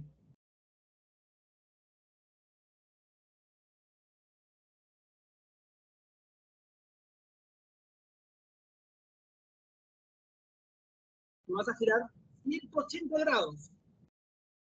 Siempre la primera vuelta hacia el perineo, hacia abajo del primer bebé. 180 grados, y ahí puede salir el hombro. No sabes si vuelve a girar siempre en 180 grados, pero siempre dando el círculo. ¿Sí? Eso es lo que está explicando.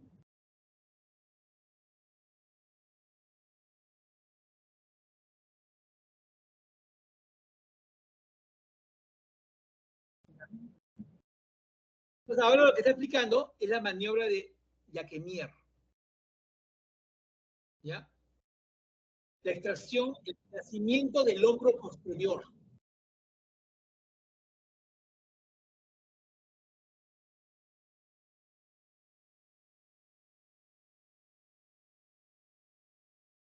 Miren, ahí está metiendo la mano abajo, bajo de un hombro y el otro hombro, y darle la vuelta. Perdón, esa es la maniobra de Wood, dando la vuelta. Perdón. Todavía no está explicando Jacquemier. ¿Ya? Lo repito, la maniobra de Wood de tornillo lo que consiste es darle girar al feto en 180 grados, ¿no? Utilizando los dedos de la mano derecha e izquierda del examinador, ¿no? El dedo índice y el dedo medio. Entonces, el dedo índice y el dedo medio de la mano izquierda va a ir hacia el hombro anterior. Y la mano derecha va a ir al hombro posterior. Entonces, vamos a empujar y vamos a hacer el Wood dándole la vuelta a 180 grados, mirando siempre primero hacia abajo. Siempre hay que mirar periné, da la vuelta, rota 180 grados mirando el periné. 180 grados. O sea, en vez de estar mirando, es en derecha y está mirando hacia las 3, entonces le voy a dar una vuelta de 180 grados para que mire hacia las 9. Si no salió el bebé, le doy otros 180 grados y de 9, mira, ya sigo el círculo y voy de las 9 otra vez a las 3. En eso va a salir el bebé. ¿Ok? Porque es rotarlo y jalarlo. ¿Correcto? Esa es la maniobra de tornillo de Wood. Funciona. Si no funciona, hacemos el hombro posterior o maniobra de Jacquemier. Aquí consiste en ayudarnos con la mano y meterla a la vagina, ¿no? Hay que meter la mano a la vagina a buscar el brazo posterior, el antebrazo, y deslizar el antebrazo sobre el abdomen y el tórax del bebé, jalarlo y sacarlo hacia afuera. ¿Ok? Eso es lo que van a hacer.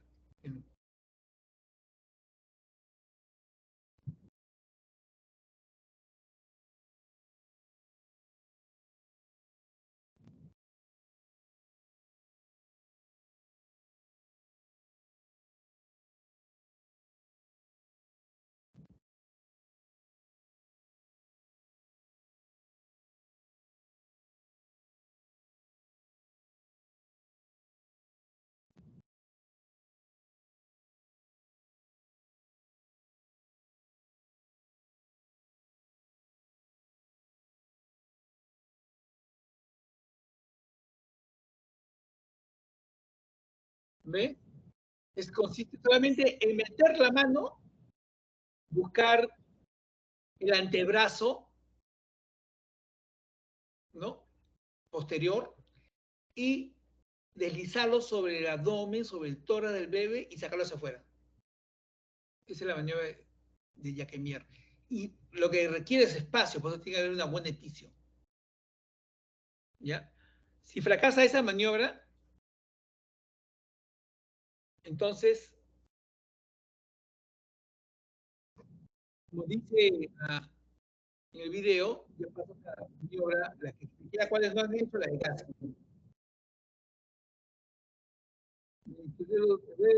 Busca la manito del antebrazo, lo desliza por el abdomen, el tórax, jala, jala, jala, jala y sale. ¿No? Y ahí lo tracciona y sale. Y si no sale, se saca el brazo y no sale el bebé, lo pones en 4 patas. Ahora, si no funciona nada de eso, ¿qué va a suceder? Entonces queda hacer una maniobra que se llama de Sabanelli, que consiste en regresar al feto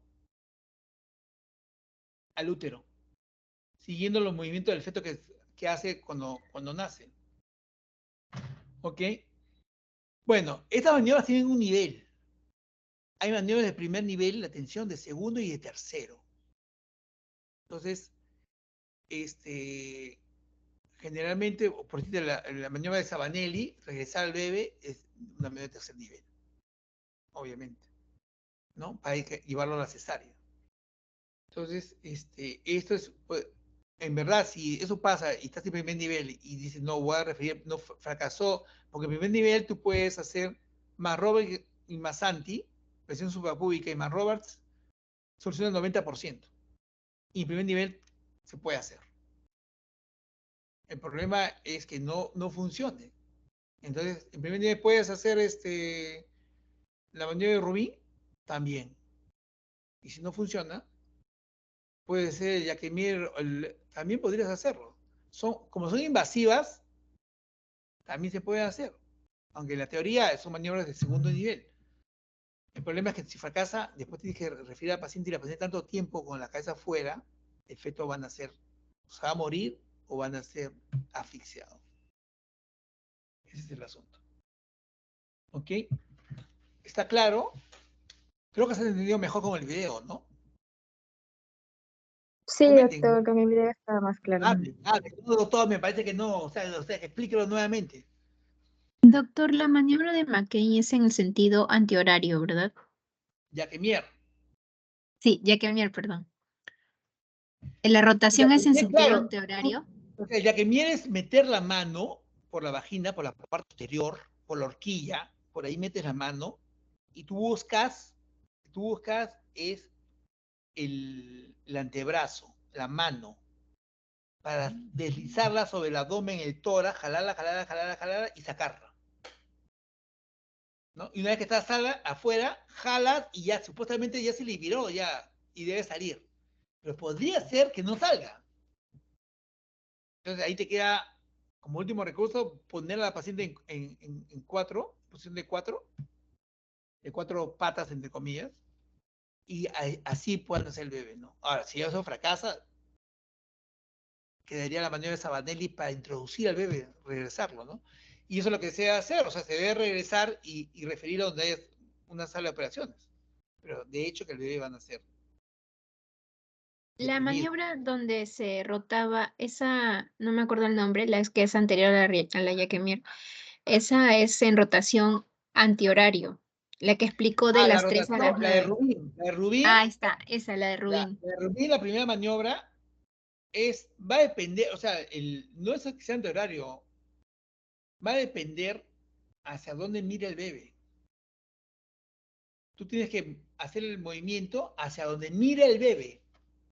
Si el bebé está en posición izquierda y está mirando, si está en posición izquierda, el bebé va a mirar a la derecha de la madre. Entonces el hombro vas a empujarlo hacia la derecha de la madre. Entonces ahí sería antihorario. Pero si la posición es derecha, el bebé está mirando a la izquierda de la madre, el hombro tú lo vas a empujar hacia la izquierda de la madre. Entonces, el movimiento sería en sentido horario. Lo que interesa es que el movimiento tiene que ser hacia donde mira el bebé. Es igual que la presión suprapúbica de Masanti, la presión debe ser no en vertical, sino en oblicua, hacia donde mira el bebé. ¿Ok? ¿Está claro? Sí, ahora sí me ¿Me quedó dejé claro, doctor. entender? Gracias. Sí, ahora sí. Ok. Pero hay que evitar el podálico y el transverso, se pueden prevenir, y una medida preventiva es la versión externa. Es convertir el podálico en cefálico o el transverso en cefálico. ¿No? Y este es un procedimiento que transforma estas presentaciones y que tiene un porcentaje global de éxito de 63%. 56% en primíparas, 68% en multíparas. ¿No? ¿Ok? La indicación está en situación no longitudinal o presentación podálica en cualquiera de sus variantes, idealmente entre las 35 y las 37 semanas, ¿no? Y puede ser aceptable entre 34 y momento de parto. Las condiciones, ¿cuáles son? Que sea un feto único, ¿no? Que no sea cefálico, está a las 35 semanas, ausencia de contraindicaciones para el parto vaginal, o sea, no deben contraindicación para el parto vaginal, porque si la paciente es baja o previa, no vas a hacerle la maniobra. Y debe haber una ecografía de menos de 2 semanas en que veas la biometría fetal, el tamaño fetal, porque después de podálico es por un feto de macrosoma 4500, no vas a voltearlo, ¿no? Un transverso. Y el fetal, el bienestar fetal está documentado, o sea, si el bienestar fetal está comprometido, es un feto, por ejemplo, con retardo de crecimiento intrauterino, vas a hacer, no vas a hacer eso. ¿Sí? Entonces, hay contraindicaciones absolutas como gestación múltiple, anomalía de presentación, infecciones maternas activas como HIV, hepatitis B, hepatitis C, inseminación RH, amniorresia, o sea, están rotas, trastorno de coagulación, incluye tratamiento con heparina, malformación fetal que dificulte o contraindique el parto vaginal, ¿no? Y el retardo de crecimiento intrauterino. Se dice que con uno, bueno, hay estadios ya, que con 2 ya no, sería contraindicado, ¿no? Las relativas serían cesárea anterior, que hay una cesárea previa, una, porque hay 2 cesáreas previas, ya debía ir a parto vaginal. O sea, en realidad, todas las cesáreas anteriores 2 veces generalmente van a cesárea. La teoría dice que se podría intentar, pero eso no se cumple. O sea, general, ya es casi un consenso que la cesárea anterior 2 veces va a cesárea. Y hipertensión de la cabeza, que haya preeclampsia, que haya trabajo de parto ya iniciado o que haya oligoamnios. En realidad, estas relativas para mí, honestamente, yo te diría que yo en oligoamnios no intentaría esa versión. La versión es algo complicado. No hay experiencia. En nuestro medio hay una resistencia para hacer versiones. Hay una resistencia. Y en la Menana, por ejemplo, yo les digo, no se hacen versiones. ¿Y yo intentaría hacer una versión en oligoamnios? No la haría, honestamente, no la haría. Con el trabajo de parto ya iniciado, no me parece contraprudente, honestamente. ¿Ok? Y acá le dejó un trabajito de medicina alternativa, que es la versión de presión podálica o sección transversa acefálica por medicina alternativa. Y es a través de la moxibustión. ¿Ya? Es un trabajo publicado en JAMA. Y miren, aplicar moxibustión, o sea, calor al dedo meñique de la gestante, a los 2 dedos meñiques de la gestante, puede provocar que el feto que está en podálico pase a cefálico. Así de esta manera. Esto es medicina china.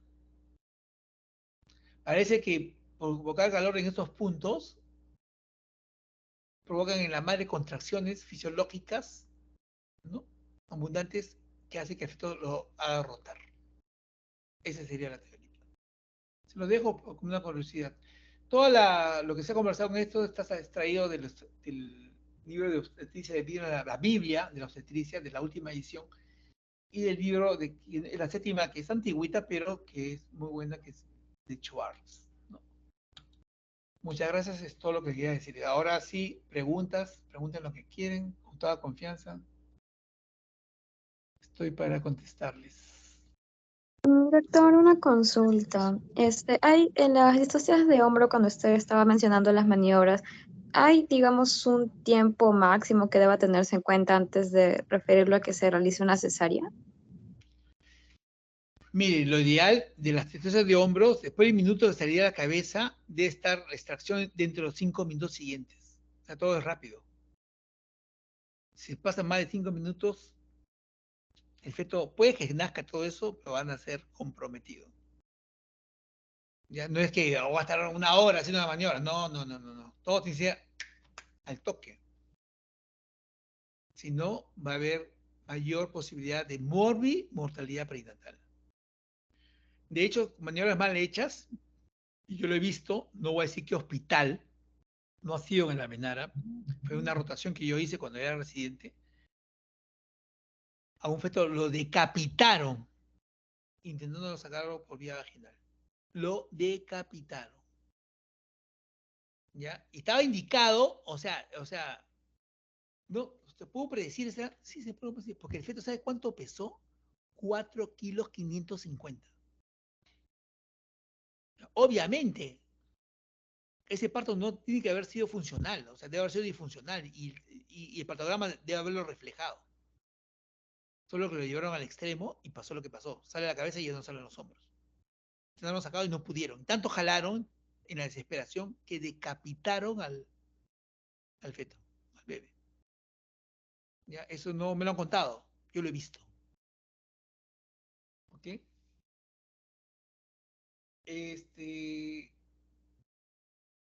¿Alguna otra pregunta?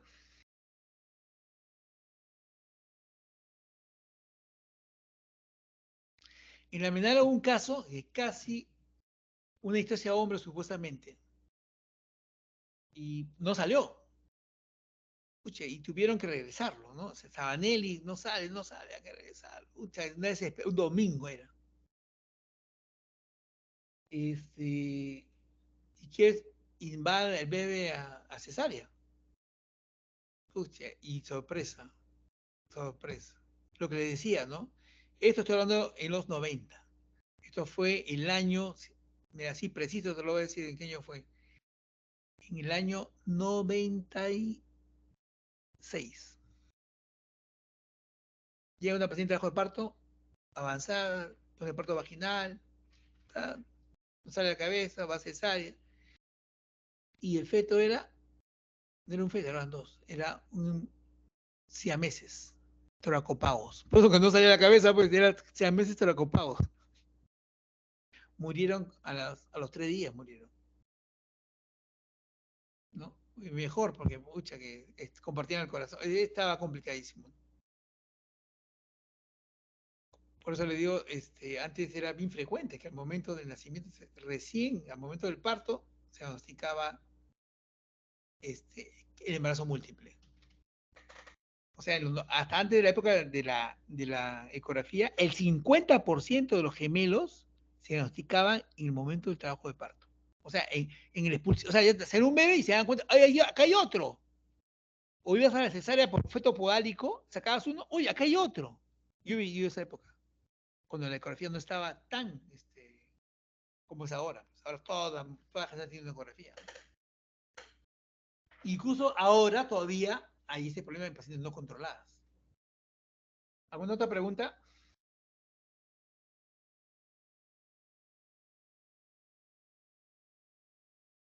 Ya, los chicos todavía. Doctor, una pregunta.